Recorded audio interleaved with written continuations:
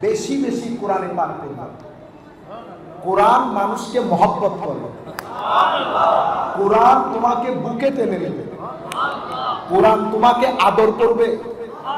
কোরআন যখন আদর করা শুরু করবে তখন তুমি কোরআন থেকে যখন কথা বলবা তোমার কথার সাথে কারো কথা মিলবে না।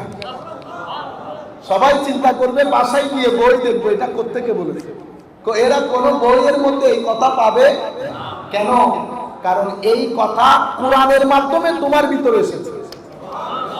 এবং আমরা এই মসজিদের মধ্যে বসে আল্লাহ রাসূলকে হাজির নাজির জেনে আল্লাহর কসম করে বলতেছি এটা সত্য কথা বলেছেন, এটা উনি সত্য কথা বলেছেন।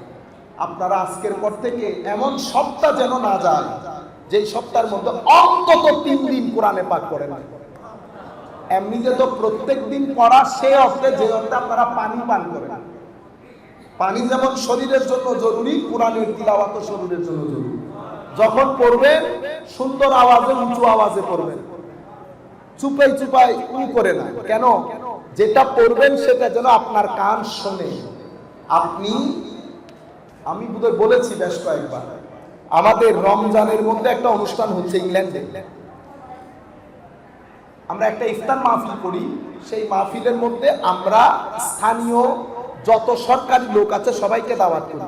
পুলিশ থেকে, প্রশাসন থেকে, সিটি কাউন্সিল থেকে সবাইকে দাওয়াত করি ইফতারের শরীক হওয়ার জন্য, মাল্টি ফেইথ ফোরাম থেকে। তো এখন এতগুলা লোক আসে, তো এদেরকে আপনি কি বলবেন? ওয়াজ করবেন? এরা আপনার ওয়াজ কেন শুনবে? তো আমাকে বলা হয়েছে হুজুর আপনি একটু আলোচনা করবেন। আমি দীর্ঘক্ষণ চিন্তা করে দেখলাম আলোচনা যদি করি কিছু জিনিস তারা হয়তো শিখতে পারবে, জানতে পারবে, কিন্তু আমি যদি কোরআন পড়ি আমি ইমোশনালি তাদেরকে কনভিন্স করতে পারবো। আমি শাহরুর রমাদান আল্লাযী উনজিলা ফীহিল কুরআন হুদাল লিন-নাস ওয়া বায়্যিনাতিন মিনাল হুদা ওয়াল ফুরকান, আমি এটা আমার আন্দাজে তেলাওয়াত করার পরে ইফতার শেষ, পুলিশ ম্যাক্সিমাম পরিচিত, যেহেতু আমি পুলিশে কাজ করতাম, পুলিশের এক অফিসার আমাকে বাইরে নিয়ে গিয়ে বলতেছে তুমি কি তোমাদের হোলি বুক রিসাইট করছো? আমি বললাম হ্যাঁ। আমি জানি না কি হয়েছে, আমার গায়ের ক্যাশ দাঁড়িয়ে গেছে, আমার চোখ দিয়ে পানি পড়ছে, আমি ঠিক বুঝতেছি না, আমার ভিতরে একটা তোল পার হয়ে গেছে। তা আমি বলেছি তাকে এটা ওয়ার্ড অফ গড, এটা আল্লাহর কথা, এটা মানুষের সিনা বেদ করে ফেলে বেটা, তুই আর কোন কুকুরের মাছ। সেই কোরআন থেকে আমরা বঞ্চিত, কোরআন থেকে দূরে থাকতে থাকতে কোরআন আর আমাদেরকে পছন্দ করে না। সেই কারণে আমাদের প্রত্যেকের ঘরে কোরআন থাকে, কিন্তু আমরা কোরআন পড়তে পারি, যারা পড়তে পারি তারও কোরআন পর্যন্ত যেতে পারি না। কেন? আপনি যখন কোরআন বাসায় রেখেও কোরআন পড়ছেন না, তার মানে হচ্ছে কোরআন আপনাকে অপছন্দ করে। কেন অপছন্দ করে? যেহেতু আপনি কোরআনকে বাসায় রেখেও কোরআনের সাথে কথা বলেন, কোরআনের সাথে কথা বলেন না। আমার নবী বলেছে কোরআনকে সবসময় মেলোডিয়াস ভয়েস দিয়ে পড়তে। কি ভয়েস? মেলোডিয়াস, টেনে। আপনি দেখেন না, এমনিতে যদি আলিফ লাম মিম কোনো কিছু হয়, কিন্তু আপনি যদি সেটাকে টেনে বলেন আলিফ লাম মিম,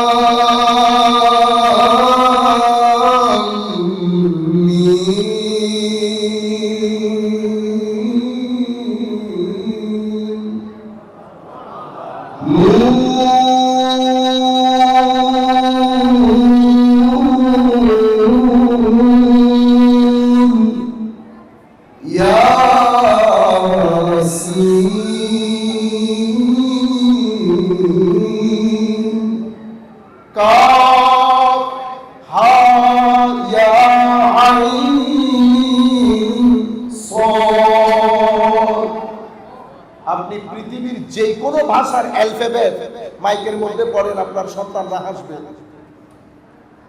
একমাত্র আমার কোরআনের অ্যালফাবেট শুধু নুন, নুন কফ, একটা অক্ষর, কিন্তু আপনি যদি প্রপারলি পড়েন মহব্বত দিয়ে কোরআন, কোরআন আপনাকেও মায়া করে, মানুষকেও মায়া করে। আমাদের সুদেশ যখন কোরআনে পাকের তিলাওয়াত করে মাহে রমজান শরীফের মধ্যে, আমি আমার পাশে, আমি উমরাতে গেছিলাম, আমার আশপাশের মুসল্লি অযোধ্যায় কাঁদতেছে। তারা কি কোরআন বুঝে? বুঝে।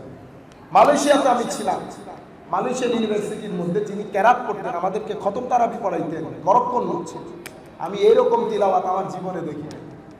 সে উপরে উঠতো, নিচে নামতো, আরো নিচে নামতো, সুরের খেলা, সুরের খেলা। হিন্দু স্টুডেন্ট গুলা মসজিদের মাঠে বসে তার তিলাওয়াত শুনে। আল্লাহর কালাম না, আল্লাহর কালাম। সেই মহা ওষুধ যেটাকে আমার আল্লাহ বলেছেন এটা মুমিনের অন্তরের জন্য শেফা, সেই মহান ওষুধ বাঁচিয়ে দিয়েছে। তারপরে যদি আপনি বলেন আমার পিছায়, তারপরে যদি মাগরিবের পরে আপনি আল্লাহ আল্লাহ আল্লাহ আল্লাহ আল্লাহ, আসল জিনিস বাদ দিয়ে, আপনারা বুঝতে পেরেছেন? এগুলা সব কাজে দিবে কখন? যখন আপনি 1 2 3 4 5 এভাবে যাবেন। আপনি 10 থেকে শুরু করতে পারবেন, 1 2 3 জানেন না। আপনারা মেইন যে বেসিক জিনিস, উলামায়ে কেরাম মসজিদের মধ্যে হুফাজে কেরাম আছে, খতিব আছে, আপনারা তাহার অন্তত পবিত্রতা অর্জন তো শিখেন। আফসোসের বিষয় হচ্ছে আমাদের বেশিরভাগ লোক তো পবিত্রতা অর্জন করতেও জানে না। বলেন তো দেখি জানে কিনা? মানে আপনি ইউরিন পাস করে মানে প্রস্রাব করে পরিষ্কার হইতে হবে না। আপনি আপনার মতো করে উঠে পানি ঢেলে চলে গেলে হবে? হবে না। আপনার প্রস্রাবের পরে যদি তাহারাত প্রপার না হয়, নাজাসা অপবিত্রতা থেকে যায়, আপনি গেছেন না উমরায়, হজে গেছেন না, উকুফে আরাফা হয়েছে না, উকুফে আরাফা, মুজদালিফা, তাওয়াফ সব কিছু আসতেছে তাহারাতের পরে। আমার আল্লাহ যদি ক্ষমা করেন, কবুল করেন, এগুলো আমার আল্লাহ করবে। আমরাও চাই আমার আল্লাহ কবুল করুন, জাযা দান করুন। কিন্তু আমার নবী যে বিধান শিখিয়ে গেছেন সেটা হচ্ছে শরীর পাক, কাপড় পাক, নামাজে জায়গা পাক। এটা আমার নবীর শরীয়ত। আল্লাহ কবুল করুক সেটা আমরাও চাই, কিন্তু আপনি আমার নবীর শরীয়ত পালন হইতে হবে না। এখন আপনারা কি ভয়াবহতা দেখেন। আপনার যদি এখানে এটা না হয়, হজের মতো ইবাদত আপনার হচ্ছে না। এখন আমি যদি মাহফিলের মধ্যে এসে বাড়ি বাড়ি সাবজেক্টে কথা বলি, আমার নবী আমাকে ধরবে না, তুই এদিকে আয়। তোরে কে বলছে এগুলা বলতে? তোরে আমি তো এই জিম্মাদারি দেই নাই।